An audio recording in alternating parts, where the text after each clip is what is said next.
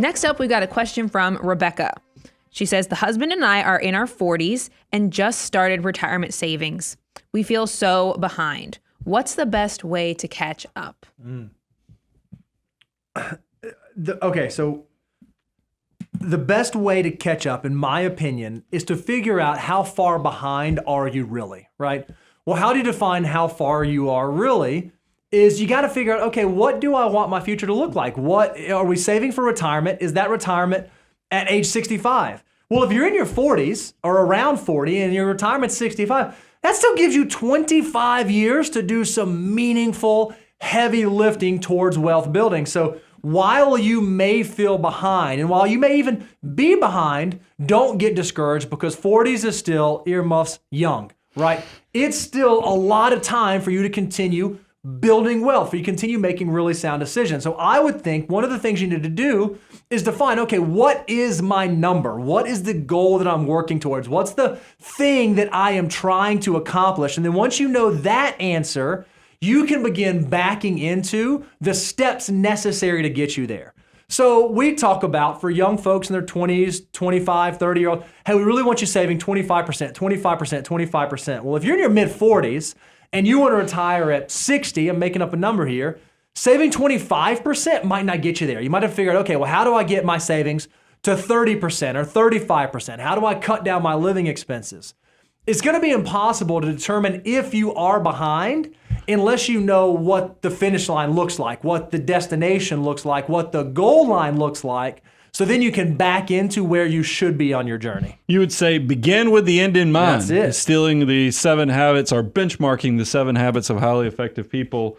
I think that's important. And then because I think if you do know the number, you could then can hone in on, okay, do I need to be saving 30, 35, 40%? And then if you look at your life, you go, man, there's no way under my current situation that I can save and invest 40% towards the future.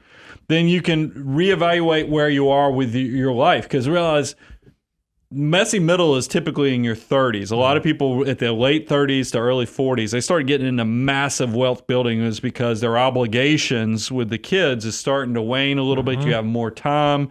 So that's where you have a lot of opportunities. I mean, you can think big picture. Do you downsize? Because now that the kids, you don't need to have a place far enough away so you can watch TV at night and not wake the baby up, because your kids are now in the, 12 years old. You're not worried about that stuff anymore. They're keeping you up, if anything. Maybe you can go into a smaller house, or maybe, it's one of those things where, the kids, their obligations aren't as much because they're out driving. Once they're 16, they kind of, you've left that position where you are now the influencer. Now their friends and their peer group is influencing them, and they're out there and they're disappearing in their car.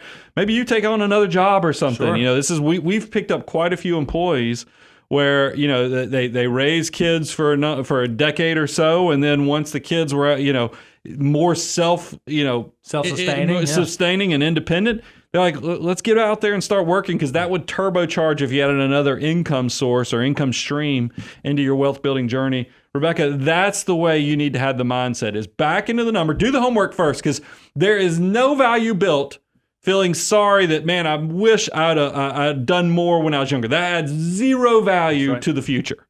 What adds value to the future is actually knowing what the number is, just like Bo shared, and then getting busy making it happen. And you can do it. I mean, that's what I got so excited, because we just did a time episode where we showed because we know that it takes, for the typical millionaire, it's 27-year journey. Yep.